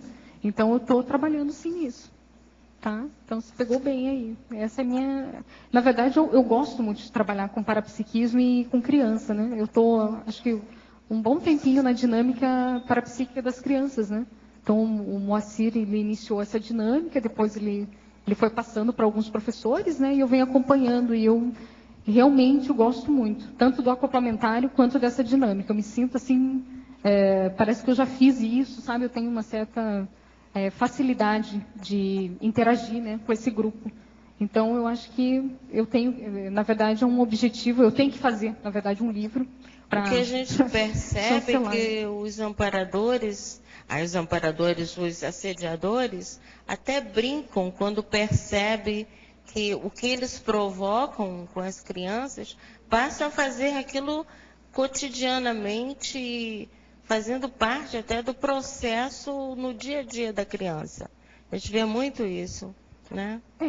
Tem vários casos, né, Rosa, mas o que eu vejo assim de principal é a questão que utiliza, a falta desse esclarecimento quanto ao parapsiquismo. A gente observa assim que várias crianças, os pais, né, dessas crianças, às vezes levam para psiquiatra, né, acabam dando medicamento para essas crianças que às vezes não necessitaria, né? Então são crianças aí que na adolescência utilizando desde cedo medicamentos de tarja preta, né? Então cognitivamente acaba diminuindo, né, toda diminuindo a questão dos neurônios, sinapses, né? O parapsiquismo também já vai para baixo, já não consegue, então a interação dessa criança já diminui. Então isso é muito sério, eu vejo que é necessário uma educação parapsíquica, né? E quanto mais a gente estimular isso, a própria Conscienciologia, né? A Petúlia, os cursos, eles já vêm fazendo isso, mas eu acho que tem uma lacuna nessa questão da infância, né? A Evolucim está fazendo um trabalho, então a gente está caminhando, né? Estamos tentando pegar vários tipos de grupos, né, de idades e assim por diante. A própria Sinvex, né, trabalha com jovens nesse sentido. Mas a criança em si, eu acho que é essencial. E vamos pensar no nosso futuro, né? E na próxima, quando a gente vir, o essencial, eu acho que todos gostariam, né, que tivesse aí uma abertura maior dentro da sociedade relacionada com essa educação parapsíquica, né? Isso ia facilitar muito. E aí acabar com a ignorância dos pais, né? Porque falou em criança, falou em família. Com essa situação, por desconhecimento, por ignorância, né? Isso é importante. Então, obrigada. Professor, meu pai faleceu há 5 anos. Minhas irmãs até hoje vão ao cemitério e têm uma imagem romantizada do meu pai. Porém, ele foi um péssimo pai, um péssimo marido. Sempre nos tratou com frieza e nunca fez nada para que tivesse um pouco de conforto. Somente se preocupava com os prazeres dele. Vejo-o com todos os defeitos que tinha. Não penso nele, pois não sei em que situação ele está. Mas esse meu modo incomoda profundamente minhas irmãs, que parecem ter esquecido os problemas que tivemos. Pergunto, estou errado em ver o meu pai como ele realmente foi? Não devo mais tocar nesse assunto com minhas irmãs? Esse assunto gera um grande desconforto, pois não sei se estou sendo ética. Olha, você está certo, a gente tem que deixar a pessoa que já dessomou para lá, para ela cuidar do destino dela. E você deve falar com as suas irmãs, sim, porque às vezes é preciso de ver. Se o pai estiver atrapalhado, ele às vezes está fazendo assédio para essas suas irmãs. É bom o urubu observar, pergunta para elas isso. O urubu observa essa realidade. A gente tem que ser frio para analisar essas coisas em função. A pessoa dessomou, tem sua razão de ser. Tem que seguir o destino dela. Professor, gostaria que me esclarecesse se um portador de HIV pode iniciar a TENEPS, ou se a pessoa que já é tenepsista torna-se contaminada, poderá continuar a ser tenepsista. Não, aí não tem nada. O tenepsista ela pode fazer. A única coisa que ela deve evitar é trabalhar com consciência com as energias. Exteriorizar energia dentro de uma reunião com o povo todo, ela deve evitar. Porque isso, até que às vezes pode ser que ela não vai fazer nada de mal, mas psicologicamente, do ponto de vista energético, isso aí não é bom, não. Então tem que olhar. Agora, praticar a TENEPS não tem nada, porque os amparadores estão vendo quem é que traz. Possivelmente, se você está com a HIV, eles vão trazer um monte de cara que morreu com HIV para você tratar deles na TENEPS. Será, cara? Professora Lilian, ao responder a pergunta sobre interaciologia, você afirmou que as pessoas que manifestam o parapsiquismo muitas vezes são levadas para visões religiosas dogmáticas, inclusive para o espiritismo, que dá uma visão distorcida para as pessoas. Que visão distorcida seria esta?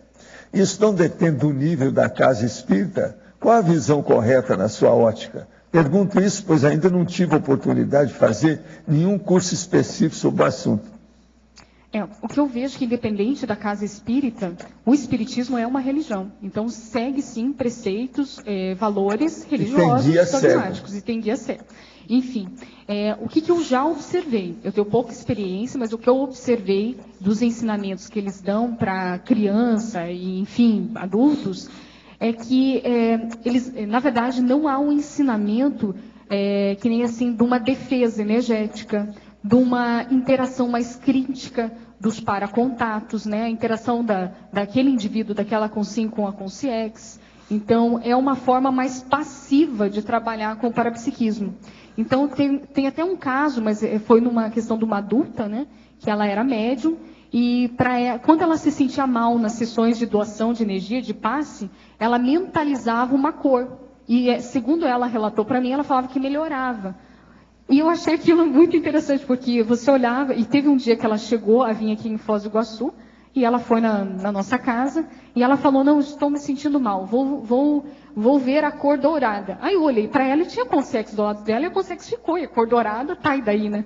E eu pensei para ela, então é muito ritual místico para uma coisa que não dá resultado. Então, no momento que ela começou a fazer estado vibracional, começou a defender as suas energias, ela começou a identificar isso. Ela falou, poxa, agora que eu estou me sentindo bem, isso que é bem-estar. Então, nos trabalhos que ela fazia assistencial, ela começou a obter resultados. Então, nessas questões que eu vejo, assim, que eu estou falando aqui de sutilezas, né? Não estou indo nem muito profundo, mas essa questão mais da autocrítica do próprio sensitivo em utilizar o parapsiquismo dele. Então, começar a ver se do lado dele tem amparador, tem guia cego, né? Como foi comentado aqui, que nas religiões, de modo geral, a tendência é ter mais guias cegos, né? Então, é sempre prevalecer uma opinião, uma razão, uma convicção, né? Então, é por isso que eu estou colocando nessa tecla. Uma das coisas piores que tem no espiritismo é que eles acham que o melhor médium é o médium totalmente inconsciente. Passivo. Né? Passivo, total e inconsciente. E ele nem sabe. Então, ele tem que ser um boneco de ventríloco. Professora Lília, penso que uma coisa que contribui para que a pessoa sinta esse medo é a própria indústria cinematográfica e televisiva, fazendo sensacionalismo em torno dessa questão do parapsiquismo, com filmes de horror, jogos onde aparecem zumbis, instigando o medo. Falo isso porque, quando eu era adolescente, assistia muitos filmes de horror e hoje estou lutando contra esse medo. É uma senhora que está falando. Uma senhora. Enfim, realmente os filmes, eles carregam, né? Nessa questão, quando se retrata de parapsiquismo, tem sim uma exacerbação, uma dramatização. Mas eu fico pensando, se retratasse de fato essa realidade mais assistencial entre consciência e consciex, esses paracontatos mais reais, não ia dar audiência. Né? Porque a realidade ia mostrar ali a questão da própria assistência, da melhora, não ia ter grandes oscilações emocionais. Né?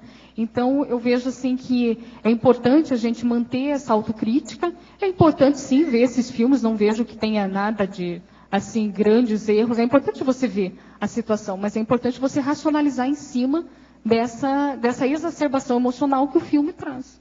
Professora Lília, sofri terror noturno durante a infância e adolescência. Agora, na fase adulta, tenho uma certa fobia, durmo com as luzes acesas, com a crença errônea de que as consciex só aparecem no escuro. Eu não sabia do tema do verbete. Contudo, hoje pela manhã tomei a decisão de perder essa fobia de vez, pois estou disposto a sanar as pendências holocármicas e analiso com alguma coisa ainda que está me prendendo. Não avanço como eu espero. Qual a sua opinião? Há alguma técnica específica? Tem uma técnica que é o EV. Eu vejo que terror noturno tem muito a ver com a questão dos assédios. Então, é importante você melhorar a sua defesa energética. Então, estado vibracional E, assim, tentar ao máximo fazer o estado vibracional durante os dias, perceber as suas energias, criar mais segurança. O estado vibracional, ele ocasiona isso para o sensitivo. Você vai melhorando, além da autodefesa, você vai qualificando melhor as suas energias. E vai chegar um momento que você vai estar, assim, mais autossuficiente. Então, você vai estar mais seguro nos teus paracontatos. Você vai saber os seus limites de interação, de assimilação, de acoplamento. Então, esse que eu acho o ideal para começar é a questão do estado vibracional. E depois aí a questão da própria projeção lúcida. Expandir isso. Então é interessante, tem várias técnicas no livro Projeciologia, e que você vai expandir, ampliar a tua consciência nessa questão da multidimensionalidade, para, digamos assim, eliminar de vez a questão do medo da multidimensionalidade. Agora, esse teu posicionamento é muito rico, esse teu enfrentamento, né? Eliminar já esse medo irracional. Agora, tem que ter força de vontade. Entrar com tudo e não voltar para trás. Gente, eu quero dizer que me deram aqui um kit aí da Sintex, que tem aqui um verdadeiro tratado com detalhes, etc. Caneta, sonho de valsa, sonho ouro branco. Agora, aqui dentro tem uma série de dados da 8ª semana da Index e a 10ª do Sindex, poliglotismo parapsíquico, papéis com o nome da Sindex e detalhes com informações, mas um monte de páginas com informações sobre o assunto. É o kit mais rico que eu já vi nesses eventos por aqui afora. Entende? É muito material que tem aqui. É quase que um verdadeiro livro que tem muita coisa. Entende? Essa meninada vai ficar forte nisso. Eu vou levar isso aqui para a Graça, porque eu não posso comer. Vamos ver se ela também pode ter. Ela também faz dieta, mas, ó, são máximas. Vamos ver o que nós fazemos para isso. Máximo. Valdo. Aqui no ar, Valdo. Com relação a essa questão da rotina do sono, quando você tem, em certas ocasiões, compromissos à noite, que você chega um pouco tarde, tipo 10 horas da noite, não, alguma coisa assim. É um dia atípico, a gente faz exceção. Como é que administra essa questão do sono? Faz exceção. Eu sou também do social quando preciso. Entende? Agora, eu encaixo tudo nisso bem. Eu desconto, recupero, eu tenho facilidade. Dorme pouco, mas recupera. Eu, por exemplo, se eu estou cansado, me dê aí 15 minutos, eu deito, relaxo, durmo aí 15 minutos e levanto a corda toda. Todo mundo que vive comigo sabe disso. Mas quando surgem essas ocasiões, você dorme menos do que o esperado, mas acorda bem. Nessas semanas agora, eu tive 2 vezes fora, nós ficamos muitas horas, né, até tarde. Agora, isso não me afetou nada o meu trabalho, não. Eu não perco o track, quer dizer, o pique. Está entendendo? Eu recupero logo. Depois de muitos anos na minha idade, você precisa de algumas décadas para você chegar lá. Tem que começar a mexer. E cuidado com a barriguinha, cada pochete. É o que eu estava falando lá. Você tem que ver isso. O negócio é sério. Um pouquinho só ainda vai, mas um poucão não pode. Porque senão a cabeça fica lenta, mole. A pessoa começa a bobear. Lá para trás. Excesso de peso, gente, não ajuda a pessoa. Em nada. E mesmo mental somaticamente, que eu estou falando, não ajuda. Então é preciso ver como é que é. Exercício físico ajuda. Fazer exercício físico é muito bom. Caminhar, marcha, esteira aeróbica, natação até, conforme se tiver excesso, vale a pena. Agora, lembre-se, na sua idade não pode ter a coisa que acontece mais. Chama-se entusiasmo. Você manda o entusiasmo para aquele lugar, ou seja, para a holoteca, para a pessoa estudar. Para acabar com o entusiasmo. Entusiasmo não é besteira. Entende? Mas a gente tem que ter tranquilidade, ponderar, refletir, ter equilíbrio, imperturbabilidade. Entusiasmo é bobagem, é coisa comocional. Entende? Entusiasmo com relação a quê aí, no caso? Você está colocando aí? Não, qualquer coisa? Explica para ele, explica. Qual o motivo que você quer? O que é que você se entusiasma? Com o quê? Música, a namorada, doce de leite, o que é? Internet, videogame, uma conversa com os amigos, o que é? Então, Não nada exagero, não. Nada. Ó, pelo menos nos últimos tempos aí, nada não exagero. Entra no bico. Outra coisa, ó. Como é que você está? Você não está tremendo mais não, né? Tá bem, né? Aí. Pois é. Afinal de contas, você não é Emmanuel? Tem que dar um jeito. Tem que dar um jeito, tem que sustentar esse nome aí, como é que é? Emmanuel que eu estou falando não é Emmanuel do Chico Xavier, não, é Emmanuel da história, tem uma opção de coisa disso aí. Estão lareando no meu ouvido direto com isso aí. Já disse que o cara está ressumado lá na Itália, então. Agora, qualquer coisa, a culpa é do seu pai, fala com ele. Ele que deu o nome. Na minha mãe, na verdade, né? Falou que deu o nome. Pastor Valdo. Sim.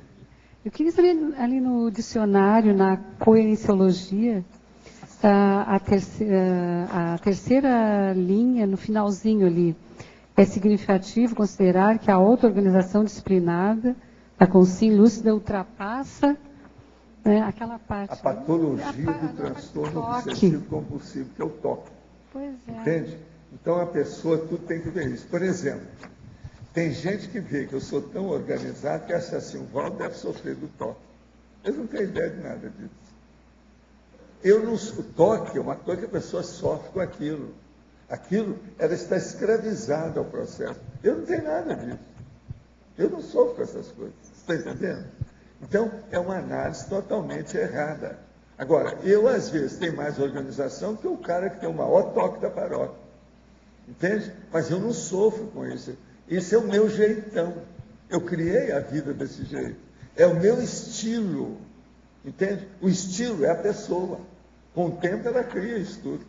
Então, pode não ser patologia. Todo detalhe. Você está entendendo? De modo geral, eu acerto.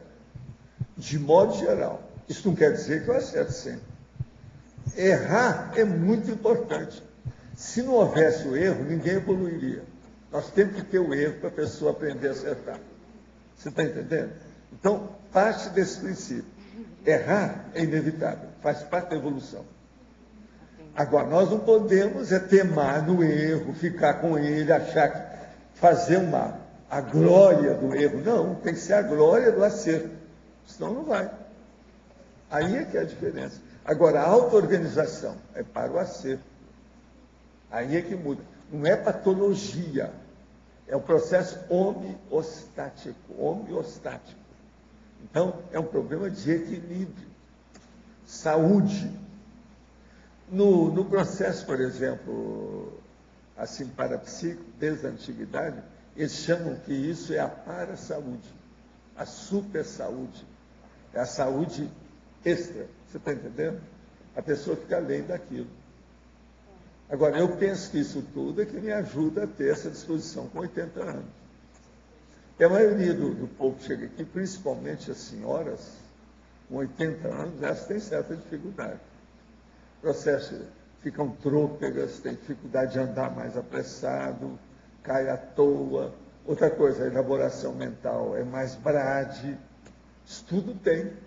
E o urubu serve meu jeito se eu sou assim. O problema todo é esse.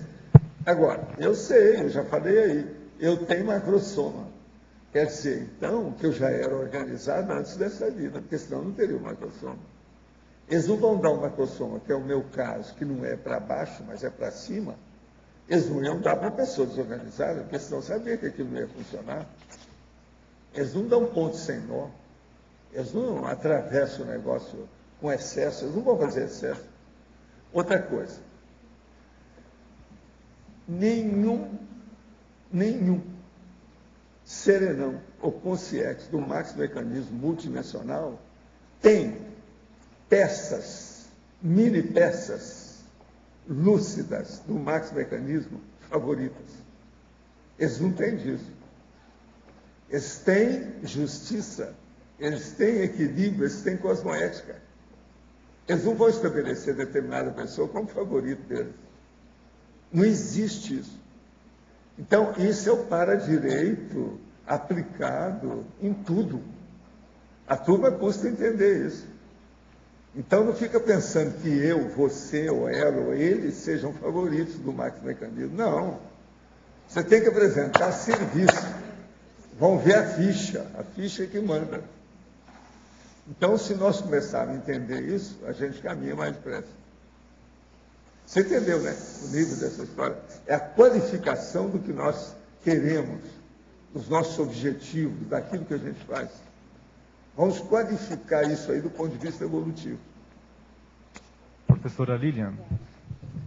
Sim. Professora Lilian, aqui no ar, em cima, Diogo, você poderia comentar na página 2, em detalhismo, sinergismologia, terceira linha, de cima para baixo.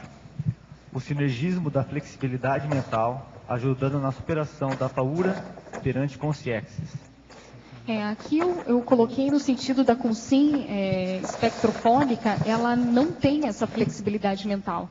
Então, ela é extremamente priorista. Então, por isso do medo, desse receio, né, e dessa dificuldade de ver coisas novas, né, que é, no caso, a multidimensionalidade. Então, no momento que ela reavalia os seus valores, vê que ela tem um padrão mais a priorista, mais fechadista, quanto às interações, tanto intrafísicas quanto extrafísicas, ela vai adquirindo, pouco a pouco, essa flexibilidade cognitiva, né, que é essa flexibilidade mental, que também entra a flexibilidade da questão da psicossomática, e aí entra todos os tipos de inteligência daquela personalidade, daquela consciência.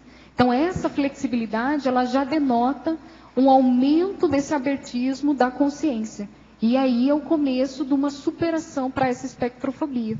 Não sei se ficou claro. Ficou claro. Agora, posso fazer mais uma pergunta? Nós esperamos os próximos 80 verbetes, tá certo? Você já defendeu 8 até agora, falta 80. Né? Os nossos comerciais, por favor. Obrigado.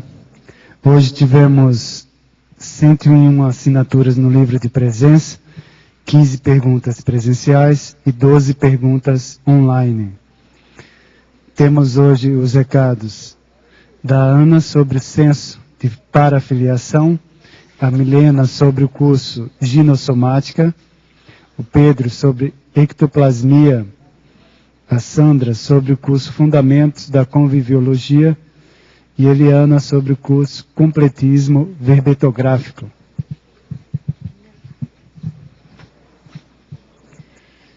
Boa tarde. No próximo final de semana, no dia 21 e 22, a professora Adriana Lopes dará o curso Censo de Parafiliação, na sede da CIP, no Discernimento, aqui em Foz do Iguaçu.